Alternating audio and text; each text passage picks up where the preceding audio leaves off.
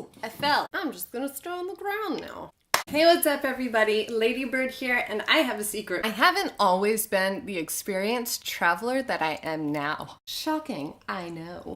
Just look at that girl. Motivated, the world at her fingertips. And boy was she naive. If I could go back and talk to myself 10 years ago, I could probably write a book on all of the things that I would want to tell myself and all of the physical things I wish I had when I was starting out. For this video, I've narrowed it down to just 5. Before we start, if you're just starting out or if you're a seasoned traveler, be sure to subscribe because I post videos every Thursday with tips like this and stories you should know for your adventures. Sometimes I make a bonus video.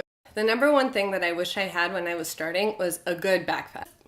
So this backpack right here is an ancient REI model. It had no support. It was made out of a very rough material. And oh yeah, it was my dad's and he's like 6 inches taller. This is my Kathmandu backpack. It was a present from my mom in 2015 when I was traveling in Australia. That year I flew from Hawaii to Italy and they actually lost my old traveling backpack. Yes, it was super impractical, but that backpack was like my best friend.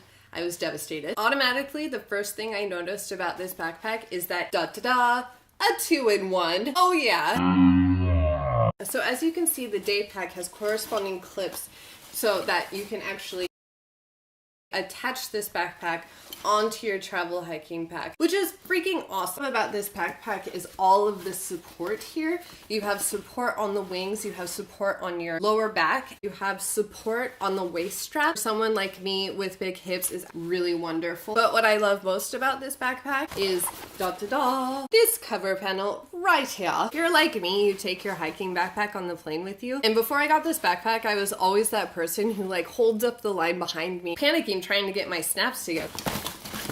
1 minute.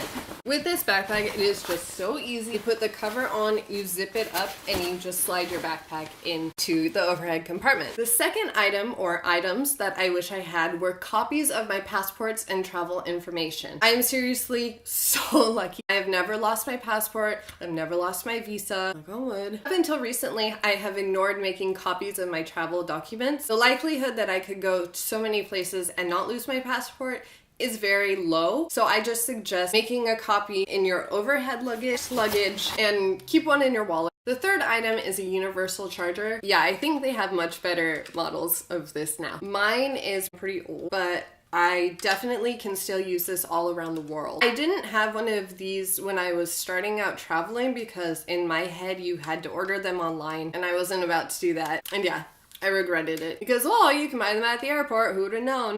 The item that I would tell myself to bring is a first aid kit. Thinking from 20-year-old Robin's perspective, I'm like, that takes up too much room, it'll be too heavy. Well girl, guess what?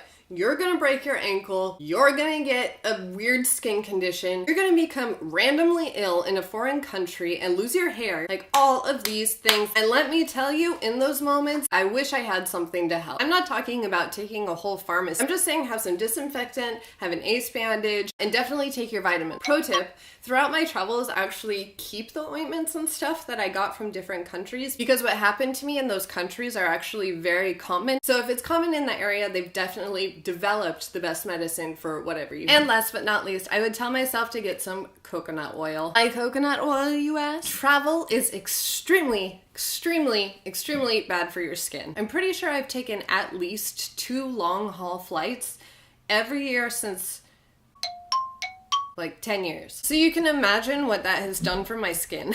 I discovered coconut oil when I was living in the Alps. And if you don't know what the Alps are, it's like the mountains, but higher.